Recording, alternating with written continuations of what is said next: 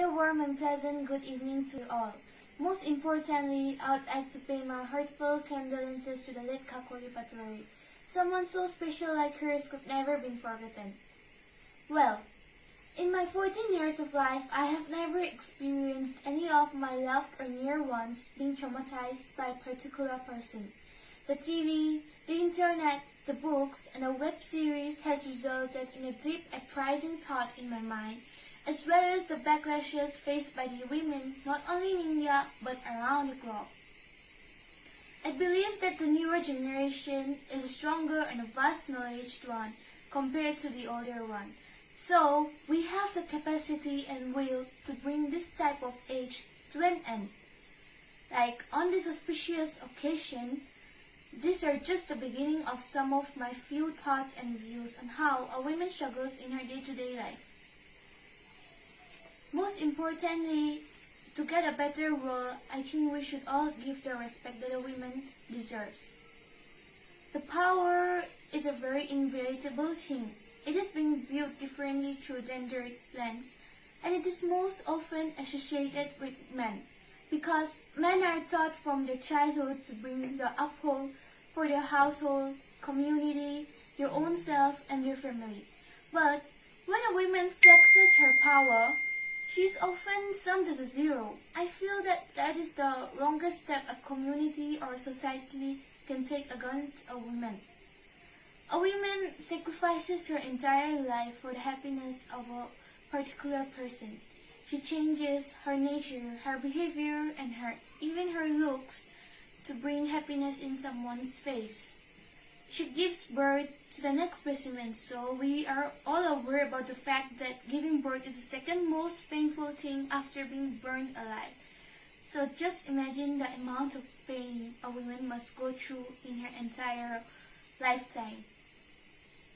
A woman not being deserved, it's a very wrong step, because a woman really has many things in her mind, but she could not show all those because of the upholds and restrictions made by the society. I believe that a world where women could go outside without being feel endangered or without being tensed would be the perfect world. Well, let's move to the topic of women empowerment. So basically, the word empowerment means feeling entitled to do something from your own self, like without any restrictions or limitations or anyone's consent.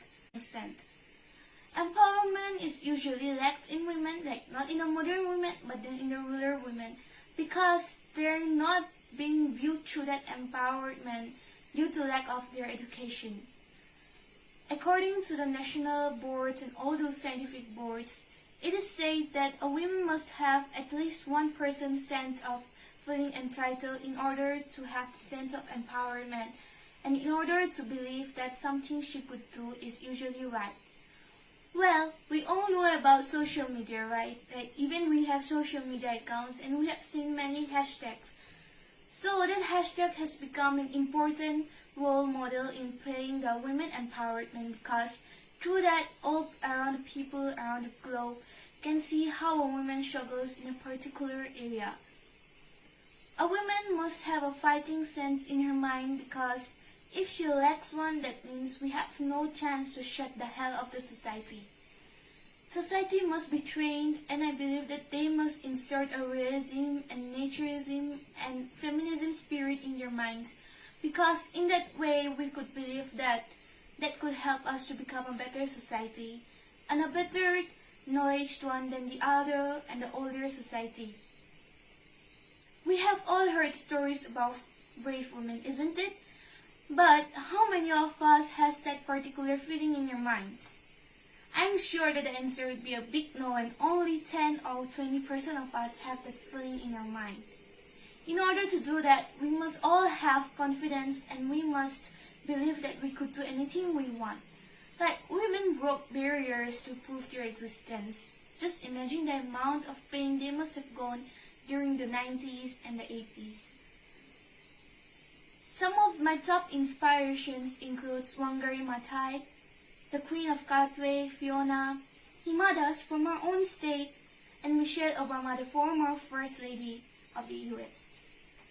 I believe that they have inspired me so much that I'm able to stand here and speak about the women empowerment and struggles and all those topics related to a woman's life in a modern period.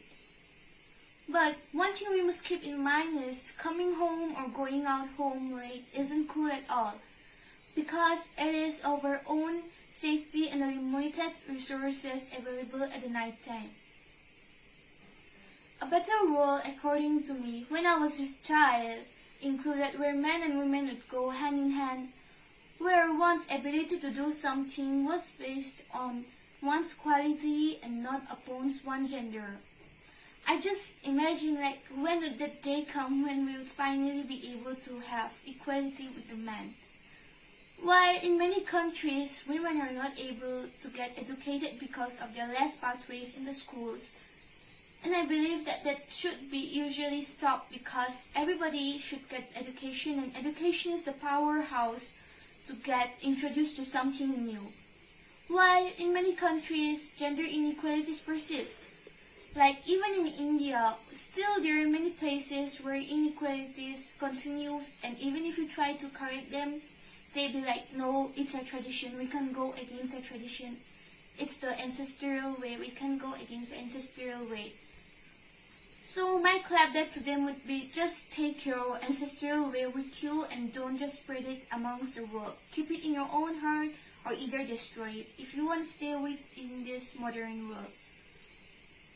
And I believe that I wouldn't have got a better opportunity to outcast my shows and views if Kalpana ma'am hadn't given me such an golden opportunity to speak my views about it. So I shall be forever grateful to her.